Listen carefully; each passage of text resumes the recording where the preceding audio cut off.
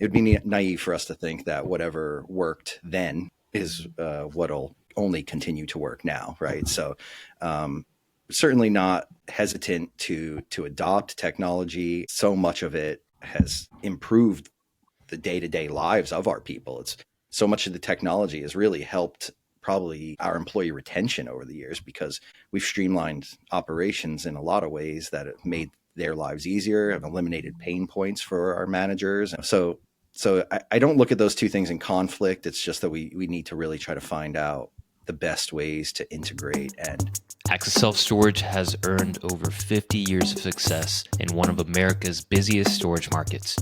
Today, we've got three voices from inside the engine room. Andrew Rockoff on marketing, Brian Russ on third-party management, and Chris Feild on ops. We get honest about competing with REITs, connecting strategy across departments, and what they've learned building trust in a space where execution matters more than a spin. Let's dive in. Super pumped to have everyone here. I think this is the most people we've had on an episode. I hope we keep breaking records every single time. So today I'm pretty excited to have Andrew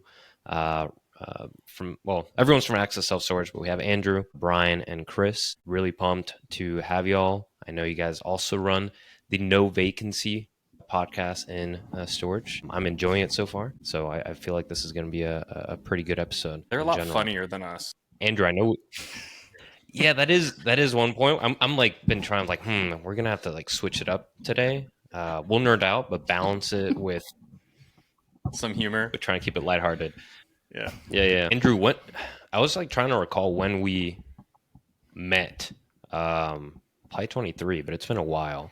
I think you're the first person I met at Access. And obviously now we're, partnered with you guys, et cetera, et cetera. I know it took a long time of me,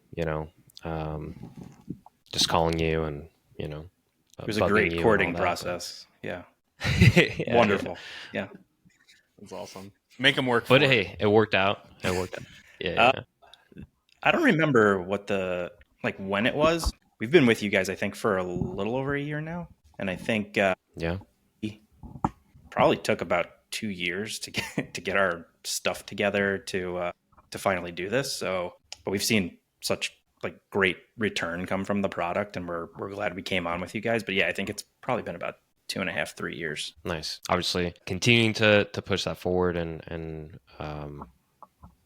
hopefully continue to show results. But it's been awesome to work with y'all too. And I keep seeing you guys at more shows. It seems like you guys have been growing and expanding some of y'all's business units. So excited to kind of cover some of that today. From the other two, right, Brian and Chris, I feel like I haven't talked to you guys too much, but I don't necessarily like want to get into like the whole background spiel of things, but like I guess in like a quick high level, like, so Brian, you cover a lot of like the third party management, is that correct? Yeah, that's my current role. So trying to bring on as many more clients as we can and expand our footprint. Definitely. Nice. And Chris, everything ops and whatever they choose. What do you say there? I mean, whatever the email says I have to do is what I do. Yeah, director of operations, and the hats keep getting stranger looking, but they fit on the head. So let's go. That's awesome. I'm going to jump in really quick. In like, normally we'd ask for backgrounds and like the origin story of the business and stuff, but I want to kind of start just a little bit of a different way we can get to origin story. And maybe it's like, let's just go around and we'll start with Chris first, since you wear a lot of hats and you're the last one to say something. But like, in one sentence, like, what's one thing you guys wish people knew more about the self-storage business? I mean, I don't want to give away too many of our secrets, but I wish that everybody would realize that there's more of a niche opportunity for smaller companies, since the large companies are all doing it the same way, that there's more of an opportunity to create relationship-based business. I love that. Brian, you got a little bit of a different viewpoint from the third-party management side of things? Not really. What we sell, what we put out there for ourselves in terms of third-party management, and I think it really applies to both our third-party management clients and our end-user tenant customers, is exactly what Chris said. We're at the heart, we're a people-driven business, we're a relationship business. that's kind of the core of what we do. To add on to that a little bit, I would say self-storage is definitely not a one-size-fits-all model. And if you've been attending trade shows probably for the last 5 years or more, you might think that it's all about automation and kiosks only, and just not having the REITs eat your lunch. But there's definitely a lot of niches there we can carve out, and there's a lot of different operating models that can be successful. So know what you do it well. Ooh. and you'll be all right. I like that Brian's opening some cans that we can come back to later on. Competing against the REITs, automation in general. Andrew, anything on your side that you think people wish people knew more about the self-storage business? I think we have such an opportunity from a marketing standpoint to really push the industry forward. I think that everybody's getting tired of hearing me said it. I said it with Holly as well. Like we're so far behind, I think, other industries in terms of technology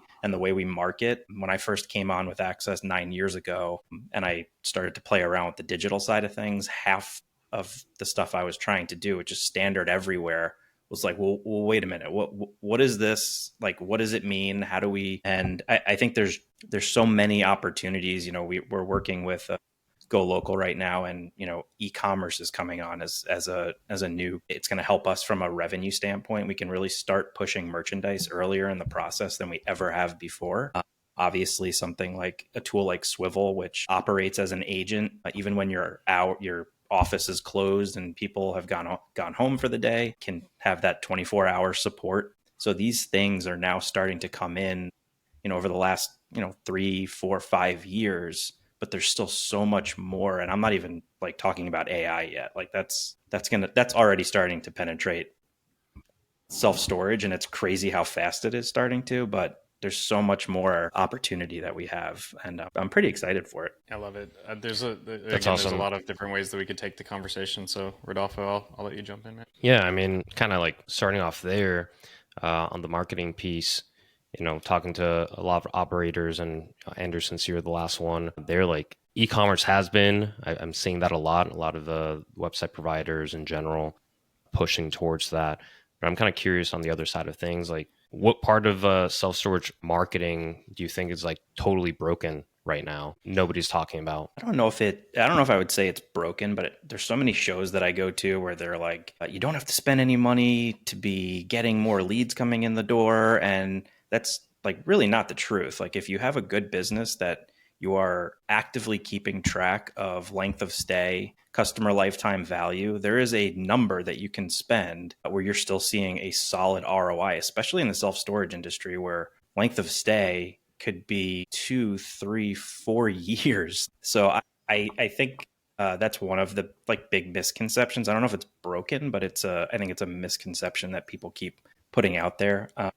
I think there's an opportunity. We've started doing it a lot in the last 2 to 3 years of like drip email marketing, which sounds so like it's been around forever, but we don't see a ton of it because either your website and FMS aren't set up to talk to each other in that way, or people just haven't taken the time to do it. And we've set it up for whether it's someone who makes a reservation and then they can click on a link, everything populates, and then they can finish their rental or review sourcing. We've seen such great return from it that it's kind of a shame we hadn't had it before 3 or 4 years ago. But there's other stuff beyond that, but those are two off the top of my head I can think of. Yeah, that's interesting. We're just at a couple conferences this past week, and that topic of just lifetime value and people staying more than a year, that was kind of like the key metric there. Closer to 2 to 3 years. That's definitely interesting to think through. And I have been seeing more like, just in general, I think like SMS marketing and drip campaigns being used more to actually reach people, right? On their phone, they have this thing in their pocket, getting better conversions from actually meeting them where they want you to reach them, etc. So I'd be curious to touch a little bit later as to like what strategies on that section are you guys diving into. From the other side of things, so on the third party management, I keep seeing like with the REITs and everything, right? Like there's some folks that are heavily invested in building that part of their business, others that I'm like, I'm not even going to touch that. Any thoughts on that end, Brian? So like, what's the give and take? Well, for I guess a regional sized operator like us, the new deals and the pain points of identifying a new property, a new project, building, partnering with a contractor, and just going through all of the hurdles internally for ourselves to develop new facilities constantly is a much longer, more painful process for us than it is to onboard for somebody else who's doing that, right? So to expand our footprint and to give ourselves an opportunity to grow as a company, I think there's a lot more opportunity for us to be willing to relay our services out there that way, right? So it's a really scalable business. I think we recognize that even with 20 or 30 locations, we have processes and systems ready to go, completely figured out. So pretty straightforward for us to apply everything we know for somebody else's new property. I guess that's kind of the short answer. Right? It's just easier for us to onboard a third-party management than it is to really have a whole wing of the business dedicated to development. Yeah. Do you guys see a lot of sorry, go ahead. Now, I was just going to double click on a couple of things here. Like there's been like a theme kind of early on around some of the uniqueness and niche area that you guys kind of are operating in. And I'm curious if that has to do with like the location that you guys operate in, right? Kind of the Northeast, with New York, New Jersey, Pennsylvania. Like, how do you guys think about that as uniqueness? How do you guys think about that as a differentiator? And that's an open question for the group in general. Well, the uniqueness the attitude comes for free. The attitude is free. So that's always fun from the Northeast. But I love it. we look at how do you define that Northeast attitude, Chris? It's really tough to put your finger on it, but it's usually the middle finger. And you know it when you see it. It's just one of those things. But, we look at each individual town and each individual market and want to be an expert in that town and in that market. We want to know everything about the town. We want to know the best pizza place, every advantage that we can get and everything that we can help our customer with. We want to know about it. So, just taking the locations individually as their own unicorn has been a really great strategy for us. How does that maybe impact both Andrew and Brian, like from a marketing perspective and, whether it be third party or whatnot, like how does that impact y'all's area of the business? And then I've got kind of a follow-up specifically around the mobile question that we had early on, and maybe you can touch on that a little bit too. It's like, if most of this stuff is happening on our phones, like how does that impact the culture you guys are operating in and in these specific areas where the best pizza joint in town? So, well, I think in general, maybe a little bigger than that. Back, we're good. Yeah, you're back. Seems like it. Okay. We operate primarily in the most densely populated part of the country. Right? In the New York metro area, or people per area is just greater than everywhere else. And so for us, that kind of dictates a lot of what we do. Primarily, we need people on staff at these properties pretty often, right? Most of our stores, I think, are larger on average than they are in lots of other parts of the country. I think our foot traffic is likely much, much higher. And so the in-person part of the business is not going away for us, right? So we certainly have a ton of customers who are wanting the quote unquote newer way of doing business, right? And use everything mobile and really would rather just have a streamlined digital solution to getting into their storage unit and not having to go face to face with a person. I would say for every one of us, for every one of those millennials and younger who are happy to do it that way, we've got a ton of people who are still looking for that relationship, that face-to-face trust. And, at its core, self-storage is really built on a foundation of trust. I mean, they're paying us a good chunk of money to protect and care for the items, to protect the items that they care for, right? So I don't think there's a single part of our business that isn't kind of formulated with that in mind. When like operators like come back to you guys and maybe like resist like one of your processes, or like Andrew in marketing, one of the tools or automations, hey, drip campaigns, like we need to do this. Like, what do you think is actually like behind that resistance? Like, is it fear of change? Is it like fear of, just being like comfort of the old ways? Like, do you guys ever run into that? Yeah, I think it's all the above. I think it's a fear of change. It's a fear of like the unknown, maybe a little bit of a lack of understanding of how the process works. But we've had some pretty good owners with us so far that a lot of them are really not afraid to try new things as long as we can show results, good or bad, and then pivot based on what those results are. So, this past year, not so much a digital campaign, but we did a campaign with a local minor league baseball team that's an affiliate of the Yankees. And we weren't sure how that was going to go. I think we're starting to tap into a little bit more offline stuff. But so we tried that for the season and we got a great return from it. We were expecting it really to be more of a kind of a branding campaign, but we saw a good number of conversions come in through that. So it's really just having owners that are comfortable with testing, but from a marketing standpoint, being able to, I don't want to say sell, but being able to show the owner, this is what we're looking to do. And then once it's done, show them, this is what we saw, good or bad. This is how we're going to optimize this going forward. I think if we have ever been met with some resistance in the past, it may be because, we operate for a lot of owners who have had this asset working and being profitable for decades. And so it's like, well, we never needed to do that before. So why do we need to pivot that way? But, when especially when Chris and I started in the business, it was still in the days of heavy investment into yellow pages. Yep. Right. Like the old phone book ads used to be the thing. Man, that means we're old, Chris. Yeah. I knew that, Brian, but thanks again.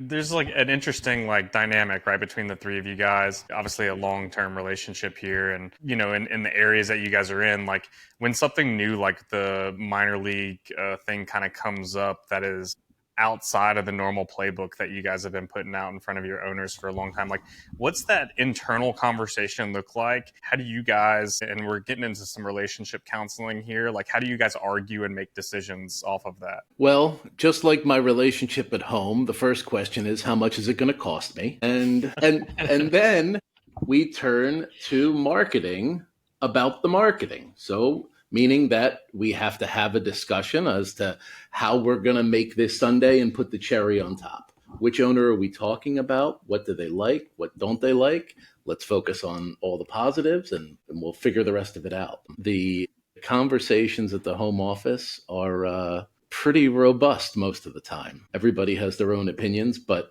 we've been in this marriage for a long time, the three of us. So, it's pretty good. We got a pretty good understanding of everybody's strengths. Yeah, just to dig a little bit deeper, I'm curious, to pull back the curtain a little bit, what are the typical roles in that, that room when you guys are arguing? Who's the person that's typically pushing for something? I'm assuming that's probably Andrew. Yes. That's asking for something. Yes. Who's the one that's playing the default detractor around the idea? What's that kind of balance and argument look like a little bit?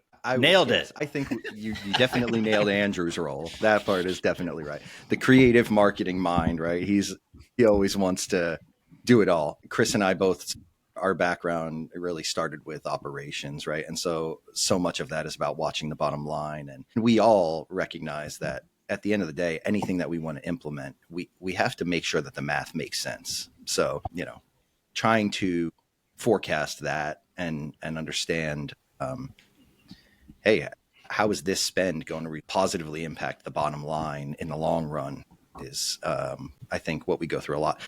And I'd say the whole process, it probably varies greatly, right? I think we play off each other, and whoever's going to take the discernment and the scrutinization of it probably just depends on the day. So a lot of it comes back to the ROI. How are we going to calculate ROI on this? I'm curious. Okay, so you guys have gone through. You've decided to make a change to start some initiative of some sort. Somebody's going out and championing that. You've played your devil's advocate in the room. What turns, let's say Andrew's the one, just because he gets to be the guinea pig in this arena. What turns Chris and Brian into advocates? Is it that we're matching those things, that we're surpassing that something of surprise came up? How do you guys go from being the skeptic / devil's advocate to man, I wish we would have done this 10 years ago? That's a great question. Was that to me? Whoever wants to answer it. This is all part of the relationship relationship counseling part of the podcast. Go ahead, Chris. Let's hear how I get you on my side. He's persistent. It's persistence. It's a lot of persistence. I always come with a good bit of skepticism, even after something has worked so well, and that is just part of my makeup. Andrew, he's got a really good way of knowing how to make things work, and even if they're ideas that he doesn't have fully developed, right? So the podcast that we have, it was all his idea. I'm going to stick to that because I'm not sure if it's a great success or not. And he just went with it and took the reins on it and is responsible for really all of it. I show up and I've done my research on what I need to do my research on, but Andrew's running the show. And that's how it's been. If Andrew's passionate about something, Andrew's going to take that ball, run with it, and he's really just looking for some backup. And he does a great freaking job. That's Rockoff at access-store.com. I'm getting a sense that Andrew plays the wife in the relationship, so it's like happy Andrew, happy Whoa. life type of a thing. Hey. I don't know. Everybody's trying to make you happy over there, Andrew. I wouldn't necessarily Awesome. say he plays the wife, but I get from Andrew more text that is just the word fine or K. So in that way, a little similar. The emoji that just the emoji, okay. That's like the biggest slap in the face. He started sending us text messages, just emojis, like hieroglyphics. Oh no. So now we have to decode them. It's not a great way to start the morning. There's a fun new Apple News. If anybody's an Apple News Plus subscriber, they just introduced probably like 2 or 3 months ago this game where you basically get like this like couple of phrases and they give you like this bank of emojis and you've got to figure out what bank of emojis fills in the phrase. I still have not completely figured it out, but it might be really good practice for you guys to go play that game to understand what Andrew's trying to say to you guys. He needs no That more sounds encouragement. awesome. No more encouragement. Fun fact: if we're any of like leadership in our team knows this, but if we're ever in a meeting with Mason where we need to stall to come up with an answer or whatnot, we just have to bring up Apple or just like a recent news about Apple, and then he'll get into it, and we'll dive into that topic, and it's a great way to ensure like we have enough time. If you guys ever need that during this episode, now you know. Yeah, it's awesome. So the No Vacancy podcast, like what, Andrew, like what you came up with that, I hear. Like the What's the story initial behind that? idea. So Okay. originally, so we have content that we push out on a regular basis. We do short form and long form blog posts. We also do constant updates and optimizations to our web pages. And we've been seeing that our traffic to our blogs has been kind of decreasing. I think it has to do a little bit with AI search now, and that's a whole different thing we tap into. But in order for us to get another uptick, I thought it might be an interesting idea if we tried a podcast, and then we can use those transcripts as fresh content coming out. Then I started to listen to the Smartless podcast. I don't know if you guys are familiar with Smartless. Who's on it? Will Arnett, Jason Bateman, and Sean Hayes. Sean Hayes. And Yeah. and the dynamic is incredible. So we kind of took a page out of their book from like, we do like the cold open. We kind of have fun with that. And then we kind of get into whatever we're going to talk about. But it was really, in my head, it was designed to work around like Chris and Brian, because they backgrounds in this. I think, correct me if I'm wrong, but they were both like college DJs for their respective radio stations. Yes? Am I lying, Chris? No. Please correct me if I'm wrong. I mean, in the loosest sense of a radio, we're bringing down all of the great radio DJs of the world, bringing me into that group. But thank you. No wonder. So to kind of like build off of those two, like, and then I'm just like the awkward guy who's never done this before. So it kind of just started to work, and we had fun doing the first one, and which will never see the light of day because of the content that was in it. But we'd get so much traffic from that, but we can't afford it.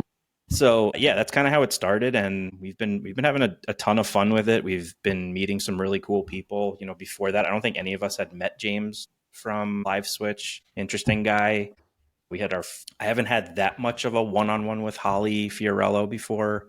That was a great interview we had with her. So we're just going to kind of continue to go down this road and see where it takes us, I guess. From my perspective, the big benefit is, I think Mason said it a couple times here, right? Peeling back the curtain a little bit. I think that just kind of giving some insight as to who we are, what our thought processes around our business are, kind of what matters to us, our approach to a lot of different facets of the business.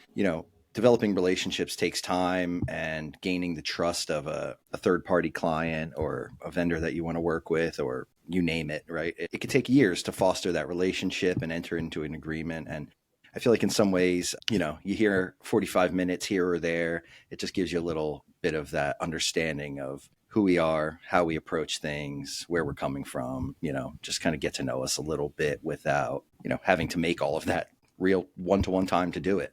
So I think there's a great benefit for us in investing the time in this endeavor as well. That's awesome. Yeah. I mean, starting a podcast has been, I think that's the number one thing for us, just been able to, yes, there's the content piece and all that as well for SEO and being able to extract information to use later on. But I think the biggest surprise has just been all the nuggets that gotten to uncover just by deep diving and whatnot. So definitely something we're going to continue to pursue as well. I also just so meta. Yeah, I love talking about podcasts on a podcast. On a podcast, yeah, that's what podcasters do, right? In general. So I love talking about systems thinking, and for me, obviously a software, entrepreneur for my career, getting to talk to people that are out in the field in an industry. How do you think about the business? How do you think about solving different problems and whatnot is so interesting. There's so many different case takes around it, which is why I'm asking the relationship questions, right? It's hey, there's a dynamic that you guys have in a room, and it's I want to be in that room. I want to hear that conversation. I want to understand how you're thinking about solving problems. You guys have put some really great content out around the different fundamentals that operators need to know in one episode. I know we're talking about mobile and the use of mobile traffic, or the amount of mobile traffic. It's I'm really curious to dive into that. And I think these just give us the format to sit here and have those conversations for other people to learn from. And then myself selfishly to learn from as well too. You got, to touch on that, back Brian, to schedule programming. I was about to say, to go back into that, really early on in the episode, you talked about it was almost this stance against automation and technology in some sense, right? You guys really want the boots on the ground. And so I'm really interested, to dive into that as somebody that's building tech to help operators, optimize and find efficiencies. How do you think about this balance between the way that you guys know works, these boots in the ground, that person in a store, because there's a lot of foot traffic, and then finding efficiencies where it's appropriate as well too? I think it's been a recurring theme through a few of our episodes where we talk about really trying to meet the customer wherever they are, right? And so the SSA demand study, not the most recent one that just came out, but the prior one, I think it was 2022. That's when the shift officially occurred, where the majority of storage customers are now coming from the millennial and millennial and Gen Z generations. And so it would be kind of naive for us to think that what worked for us for the last 30 or 40 years, that we've been almost 50 years now, we're approaching, Access is approaching its 50th anniversary in 2026. It would be naive for us to think that whatever worked then is what'll only continue to work now, right? So we're certainly not hesitant to adopt technology. So much of it has improved the day-to-day lives of our people. It's so much of the technology has really helped probably our employee retention over the years, because we've streamlined operations in a lot of ways that have made their lives easier, have eliminated pain points for our managers. So I don't look at those two things in conflict. It's just that we need to really try to find out the best ways to integrate. And like I mentioned a little bit earlier, right, if you go to the trade shows, it almost seems like so much of the conversation is around, hey, lower your payroll, get this new tech solution instead. There's definitely opportunity for that in a lot of ways, in a lot of places. At the end of the day, I think it's about making ourselves leaner and remembering who we're here to serve, and that we want to just give the best possible experience to our customer, whatever that looks like for them. Swivel in particular has been such an awesome integration for us. It allows our customers to get the answers that they need for some of the common questions quickly, and allows our employees on site to focus on the things that that they can really control and that they need to, without getting bogged down with, you can kind of call it time wasting type of efforts, right? Things that were like, man, I answered that question 16 times this week. I would really what are your rather store be trying hours? to. Yep. Right, exactly. Yep. So When do many I of get those access things. to the unit? Hey, I forgot my gate code. I need to make a payment. I forgot where I go to make a payment, like, et cetera. It's allowing that person that you guys are paying in store to, meet whoever's coming in and meet them in that moment in their life for whatever reason they're needing storage. Because, to a point that we made earlier, hopefully they're going to be there for the next 2 to 3 years, right? And so having some type of a relationship checkpoint is important, right? That human moment is important. Absolutely. When talking about like tech and systems, just piggybacking off of this, like how do you all think about your tech stack long term, right? And now with like also having your own clients, right? Outside of that, you have customers, tenants, your own clients, right? Are you thinking about it like you just said, Chris, like kind of being lean?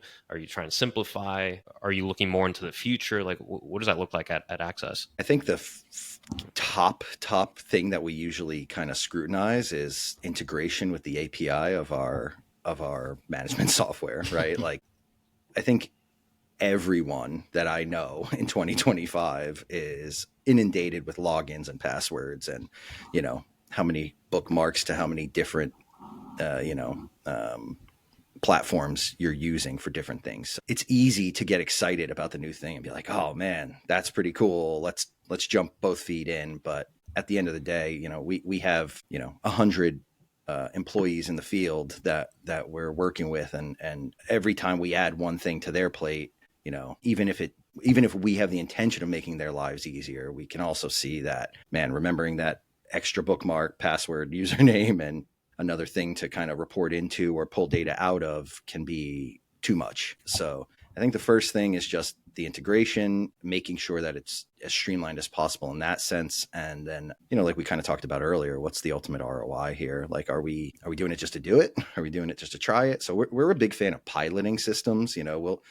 Some tech that we've talked to, they're like, I'm not really that interested unless you're willing to sign on all of your properties. And some of them are happy to give us a small sampling and say, hey, we can start with one. So we kind of like to put it through its paces, really try it out, make sure it works, make sure that we don't find any pain points with the integrations or just how it works into the day-to-day for kind of whoever it is using it, right? Whether it's the operations team or the front line. Yeah, and I think at the end of the day, the goal is to make this process for all of our tenants as simple as possible, whether they're going through mobile, desktop, whatever, getting them from A to B. If they come in through the homepage, making sure they get to the location page that's correct for them, choosing the unit from the unit grid, whatever that may look like, and then not having a huge process to get through the rental.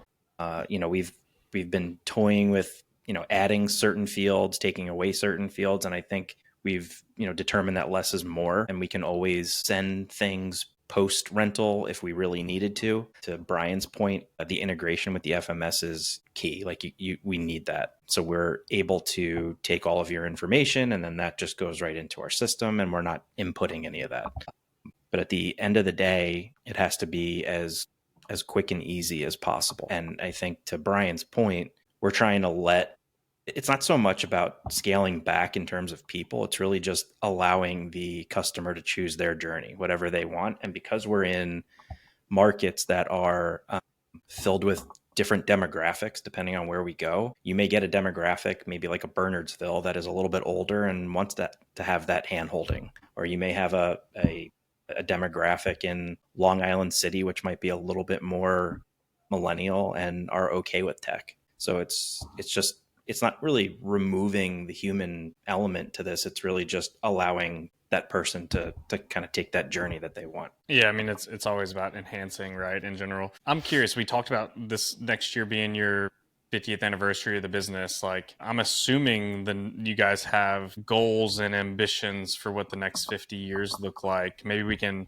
talk about what the next 50 years looks like for Access. And then, the little, Brian, if he pull back the curtain a little bit for us, to use that term again. Like when you guys are thinking about those goals, like what are the bottlenecks that you guys see for achieving those goals as well too? Boy, that's a big one. I can't say I've thought 50 years ahead yet, but Retirement.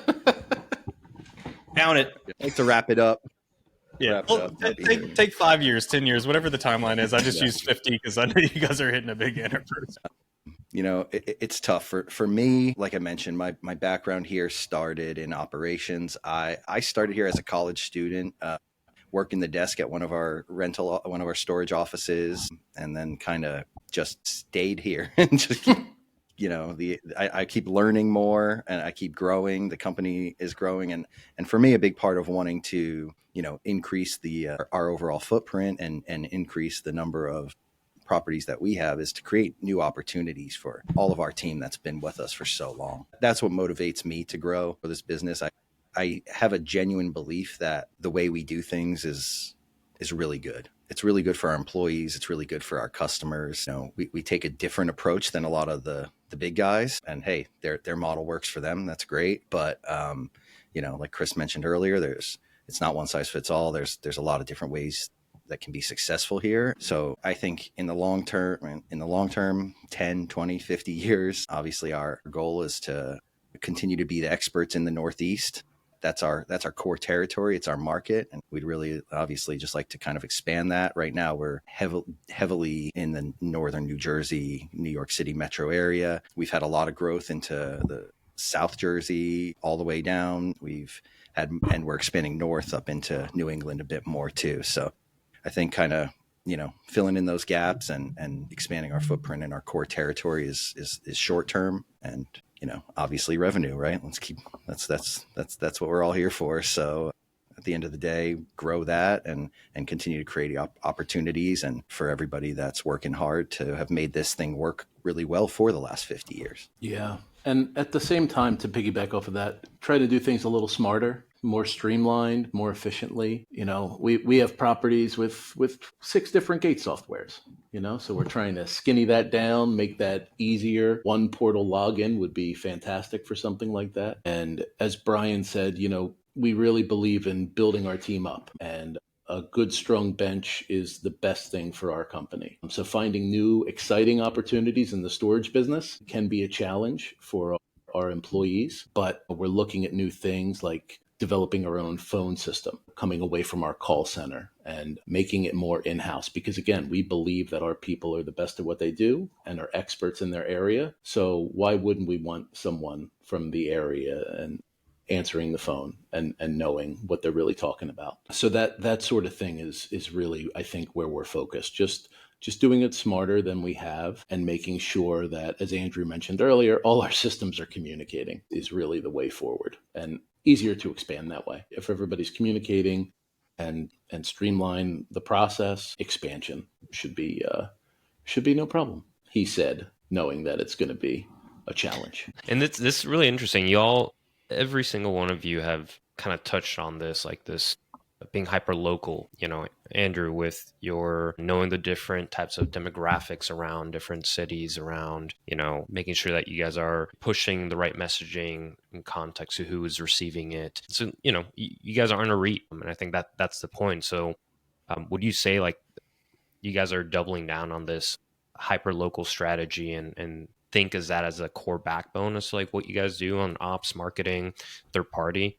Is that how a middle or mid-sized operator should be thinking about when thinking about, hey, how do we win this race against, the big guys? Yeah, absolutely. I think our goal is not to be like a national REIT one day. Our goal is to win our territory in the Northeast and be as competitive as humanly possible there. If we can, which we've been doing, like Brian said, for the last 50 years. So if that can then take us into new territories, okay. But right now, our focus is to win in the markets that we're in. And we do that by being hyperlocal. The self-storage industry is a 3 to 5 mile radius where customers are coming to you. Maybe it expands to 7 or 10 based on, density in the area, or maybe it's less than a mile. I mean, our Long Island City is probably less than a mile just because of how densely populated that is. That's hyper local. Like if I have stores in California, what difference does that make to the guy in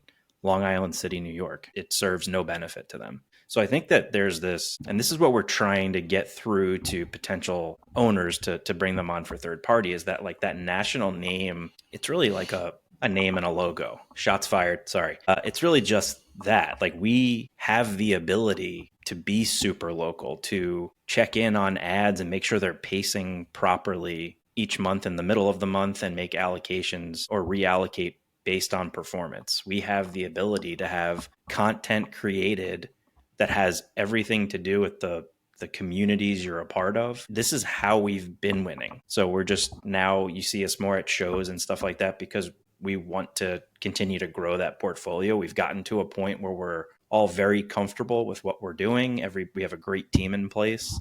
We've had a great team in place for decades. And now we're just trying to move that footprint up a little further into, like Brian was saying, like the New England area, maybe a little bit further south. But yeah, I think there's just this huge misconception that because you have a national name on your building, then you're going to get all this great stuff that comes with it. And it's just, we've been hearing the opposite. So it's interesting to, try to, I'm not going to say pull back the curtain, but like look at the layers of the onion here. It sounds like, even in just the last like 5 minutes, Brian was talking about this. Chris talked about it earlier. Andrew, you just mentioned it. Culture and people are a differentiator and something that you guys care about a lot. Right? I mean, Brian, you came out of, when you were younger and you've been here for, I forget how many years you said, 20 plus years. But somebody helped build you up. You had mentors in the industry, or you had mentors in the business that helped bring you along the way. You're able to rise among the ranks. I'm curious kind of how you guys just like, amongst yourselves, the three of you, maybe have an opinion around this. How do you guys think about the people and hiring the right people and bringing them into the organization? I mean, hiring the right people is the most important thing because our people are everything. Putting the right person in the right seat is terribly important because they're the whole business. We expect and want our managers to run their store. They're running multi-million-dollar stores and we want them to own it. So we have, over the last 10 years, had a set of 29 fundamentals, core beliefs, core values that we pass around to the company every year. Every week, someone writes about one of the 29 fundamentals and posts it on our message board. And then we talk about it at every meeting. Something as simple as do the right thing always. And something as complex as get clear on expectations and everything in between, including, work-life balance. So our people matter more than anything else because that's who brings in all the customers. And if there's no customers, then we're out of business. I mean, you talked about local marketing earlier, and we have great people who go out to street fairs and they rent storage units at a street fair on their cell phone. Like I don't know how many people are going to a free street fair to rent a storage unit, but one, as far as I know, but the ability for them, our folks, to be able to do that and just, believe in the company and the product is everything. It was 15 years that I've been here, Mason, not 20. It's not, I know Sorry, I'm old, Brian. but not that old. We're just trying to make you a little older here. That's all. Yeah. So, but long before the fundamentals came into play in our business, that Chris was mentioning, he touched on a minute ago that we want our managers to take ownership. We want them to act as the owner would of their individual location, treat it as their business. And that as long as I can remember from day one being here, that's really been a part of our culture. And I think it speaks really highly to our ownership and our executive leadership that they are really happy to peel back the curtain for all of us as employees, and let us have a say and have an understanding of every part of the business, understand the why behind as much of it as we can. And I think that directly contributes to the longevity of so much of our team. We've got a lot of people who've been with us 10, 20 years. And, I don't think that happens at a normal, kind of service-based job very often. And,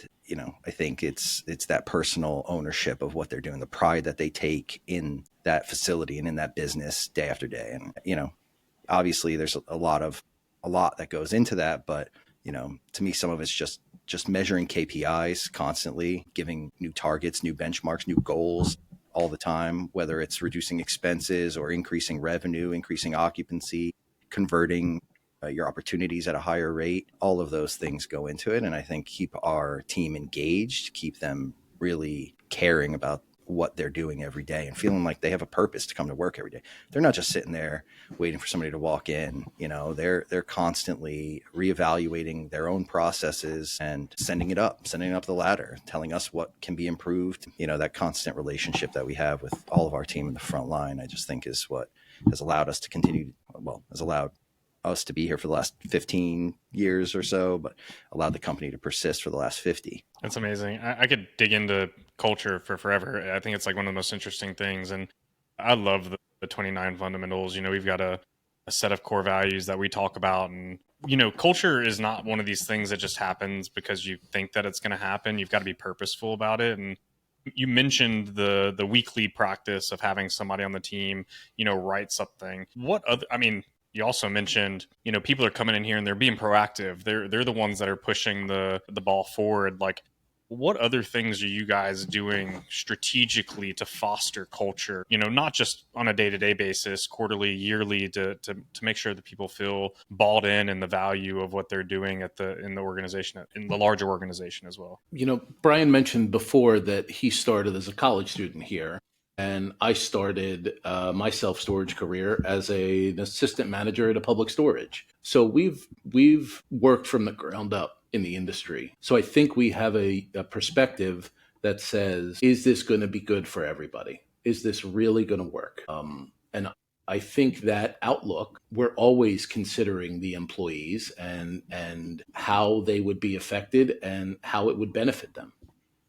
So I think that's really from our perspective, from where we started. Any along the way, there's got to have been some misstep you took, something that you wish you hadn't have done, or some mistake that you did, like specifically around the culture. I'm curious to try to just learn through osmosis from you. Is there something that you went back and maybe a failure is too big of a word, but like something that you guys adjusted and made some course corrections around? Nope, it's been perfect. Yeah, there's nothing better than asking a question where you're like, man, I got to think. I do have to think. Get it right every time. We get it right every time. I'm just kidding. That's definitely a question for our managers. I'm sure they'll have. They will tell you. They'll let you know what it is. I'm not sure. I'm really not sure. I can't. Like I mentioned earlier, we kind of have a general approach of going a little slow. We don't jump right into the deep end. So I think piloting things like I mentioned earlier, and really kind of getting that good feedback and having a manager that is open-minded and was willing to put it through its paces, whatever it is, whether it's a new policy, a new procedure, a new additional thing to our tech, So sometimes I think internally it feels for us like maybe we move a little too slow at times. We've talked about this. We've beaten this issue to death twice. Let's just do it now. But I think the positive end of that is that, we don't often have to live with too much regret. And I think by the time we decide something is worthy of being rolled out to all of our properties, it's already kind of been tested and approved, I hope. At least that's the goal, right? Is to be strategic around it. You guys ask each other questions all the time on the podcast, dive into stuff. What's something that we haven't talked about that you were hoping that maybe we covered today? What are some of the new features you can tell us about from Swivel that we can get excited about here? Before you answer, go ahead. Yeah, no, I was just going to say, or what is the common thing that you guys see that maybe people aren't taking advantage of? I mentioned how Swivel's helped us with, just answering, kind of eliminating some of the monotony of the common questions. But is there something that you guys know exists in your product that maybe most of your customers are kind of missing? And that you wish it's a better question. A little better. Let's do it. Let's do his. I think I can answer. Yeah, I think I can answer both of them at the same time, right? And I appreciate you guys the point of me asking it wasn't so that you guys asked me about our product, but I appreciate the opportunity to talk about it any time.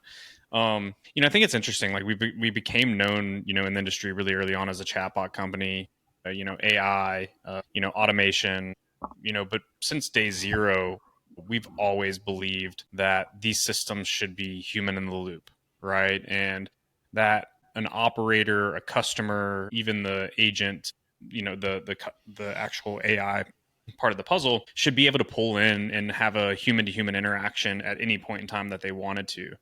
And I think that's probably where the biggest misconception and like the lack of use is sometimes. Like our product is best when there is buy-in from the human team. And that's in every aspect of it, right? In the day-to-day, answering your customer questions.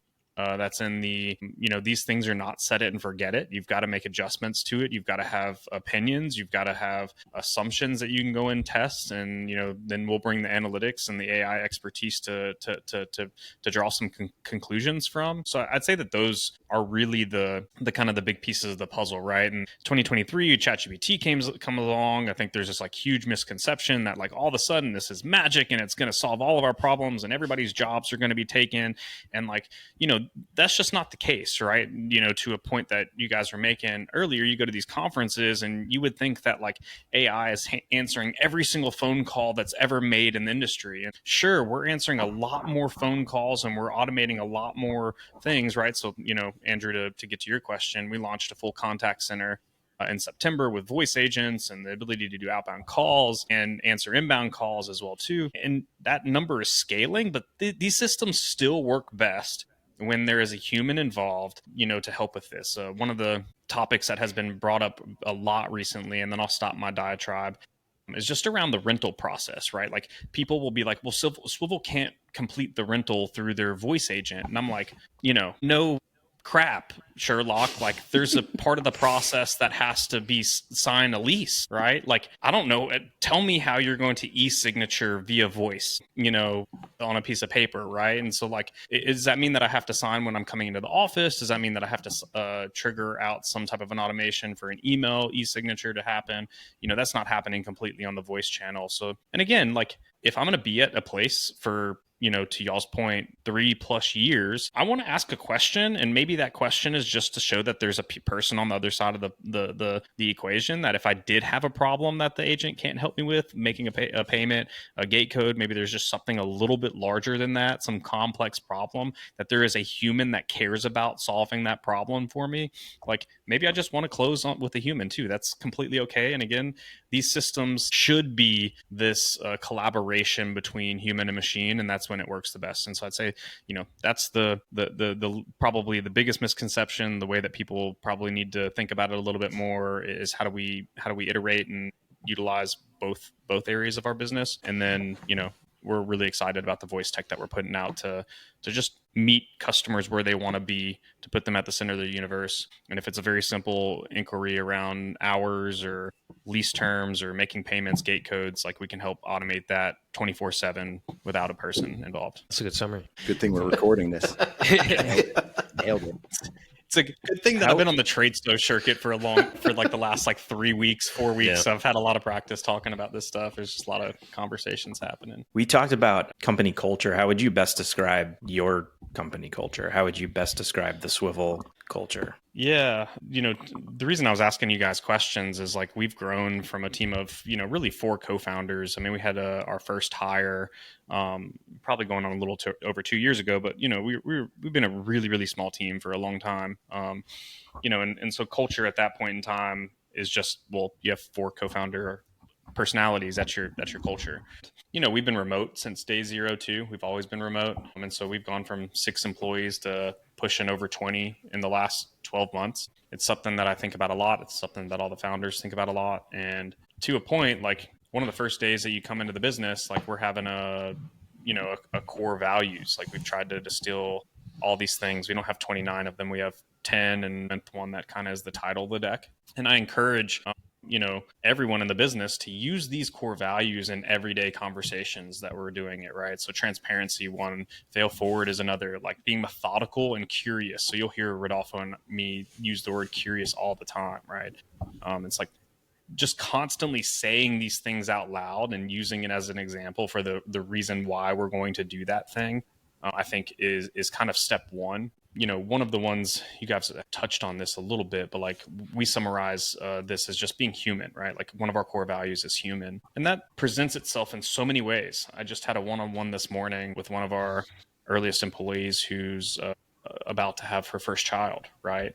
And it's like, man, what a human moment. And it's like, just to be able to take a second and tell her how proud of her I am and like how excited I am to like see her in this next phase of her life. We shipped 2 of her team members down to Fort Lauderdale last week so that they could be in person, right before her pregnancy or due date, and like spend the time and collaborate and transfer knowledge with each other and just have the moment to go out to dinner together too. And then, we're very purposeful. Like, hey, I think it is important to get in person with each other, right? And so how do we, break bread together? Obviously, me and Rodolfo on a trade show circuit with some of our sales team, we're doing that naturally and organically with the course of the business. But like, our engineers don't do that, right? And so, can we have an all team where we went to Nashville in June and went to the, Country Music Hall of Fame and went and had line dancing classes and, just got to spend time hanging out with each other is probably the biggest piece of it. And, we're always trying to learn. I don't think that there's a playbook for exactly how you do these things. They're bigger than me. I think that's probably one of the things that scares me the most is like, I can't like control the thing, right? I can't like put the rigorous like bounds around it and be like, oh, culture is going to pop out on the other end. But I think by trying to be purposeful, by trying to think about it and talk about it, that's kind of ultimately the way that culture is built. Yeah, I mean, I totally agree. I think for me, like the biggest thing is like how we've grown so fast over the last year. We're like Mason said, we're still figuring a lot of things out. But number one things, at least on my side too, has just been leading by example and like just be that example. Show, do the work, break it down. Because a lot of these things have been in our heads, right? Like Mason alluded to, like we built this with 4 of us pretty good at being individual contributors because we're just like, hey, this is the North Star. We're all rowing. As you start adding more and more people, personalities, right? There's that balance of like, I don't know how to say it, the carrot and the stick, right? Or, what is that? And for each person, it's going to be different. And at the end of the day, right, need to make sure like, we continue to push on alignment, continue to talk about and push like our core values. But I think the biggest thing is just like being that example too, and and pushing them that. I'm talking without the mic turned on. Well, I'm curious. We normally end. We did the episode kind of backwards, but we are going to end in a normal way. We went into y'all's kind of origin stories towards the end of it to try to go through some rapid fire, and I'd be doing myself a disservice if I didn't ask for some of the best pizza recommendations that you guys have that you've learned in some of the locations that you guys have. Go ahead, Brian. Why me, Chris? So if you're in Woodbridge, New Jersey, and you want a good pie, I would recommend San Remo, Sanremo. It's probably a decent pizza for New Jersey, but there's a lot of good pizza in New Jersey. I mean, it's really challenging. Does it have to be where one of our locations is? No, we just give me the pizza recommendation, Andrew. What's your favorite pizza? Angeloni's in Caldwell. That's it. That's all I have to say. Drop the mic. No more questions asked. Not a sponsor. Especially if you like thinny thin. When you go there, you ask for the thinny thin. That's it. That's all I got. If you were to just say thin, rather than thinny thin, would it be a different experience? Or do you have to do the whole thing? I mean, they're pretty well known for the thinny thin. I'd go ahead and add the thinny in there. I wonder how good the thin is, though. I mean, you're free to explore, but the thinny thin is amazing. All right. Sounds like we need to make a field trip to get a thin and a thinny thin and do a side-by-side comparison. I'm just saying. All right, so I'll give you 2 because what I think most people would expect of New Jersey pizza, I'm gonna double down on the Woodbridge recommendation and go with Strawberries. Oh. Strawberries Pub is a awesome pizza, more of a classic, regular pizza. Where I live in Mercer County, we've got this weird little subculture in the Trenton area. They're called Trenton tomato pies. So instead of a thin regular sauce, I guess it's more of a stewed tomato, kind of chunky tomato sauce that's oftentimes on top of the cheese. I grew up in Mercer County. I've been eating tomato pies since I was a kid. And I would say the classic, most kind of well-known one is Di Lorenzo's in Robbinsville. Got a 9.2 from Portnoy. So, that's a crazy high rating. So Di Lorenzo's. I was just checking his list to see if any of these were in there. All right. Angeloni's is on there. Nice. Did they get a 9.2, Andrew? Taking a look right now. All right. I feel like you guys are all have some hot takes. I got one more before you ahead. go into the hot takes, Rodolfo, because radio DJs was talked about earlier in the thing, and I've got to know what the go-to track was that you're spinning when you what is the thing that you always went back to? Like, this one's for me. Chris first. Go ahead. Well, loaded. at Bring 16 us back to 06. What do you yeah, got? yeah, really. At 16:10 a.m. WRFT. That's right, a.m. It could only be heard from the parking lot. I would say that in 03, 04, when I was at my peak radio DJ for that one semester, we were going pretty hardcore with Counting Crows. So anything off of August and everything after was really just right in my wheelhouse and continues to guide me. I'd like it to be my 30th fundamental. It was like 10 years old by then. It was. Thank you. Thank you again.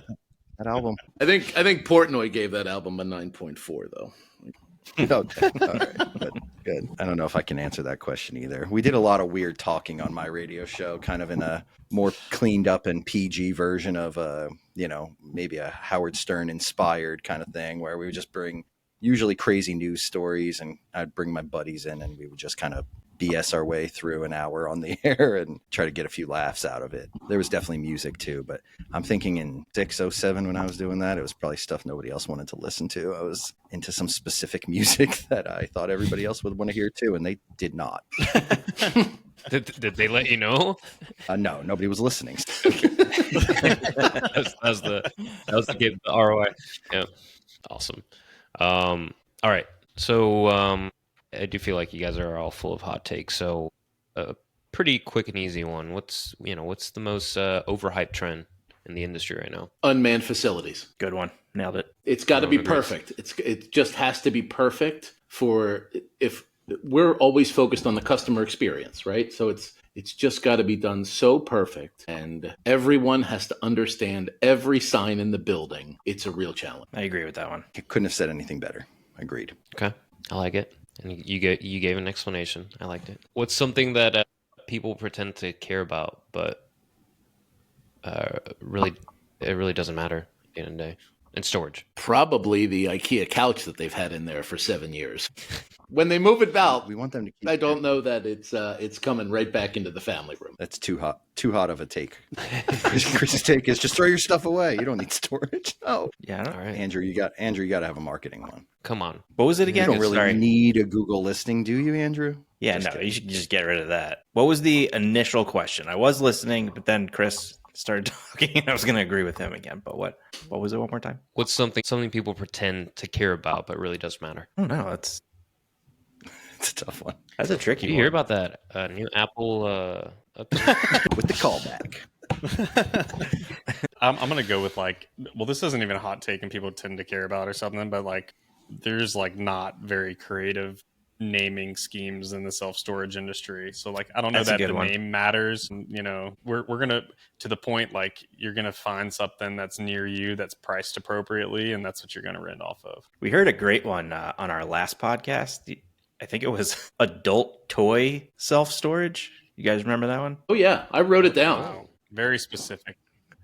It was It's not what you think. It is not what you think at all. It was, I think Holly had mentioned it was filled with taxidermy and other I think bikes and motorcycles and boats and those kind of adult toys. It's been acquired since and the name has changed, but I thought that was pretty interesting. It's interesting that somebody considers taxidermy a toy, but okay. I'm gonna leave it alone. Yeah, thought they changed the name. All right, guys.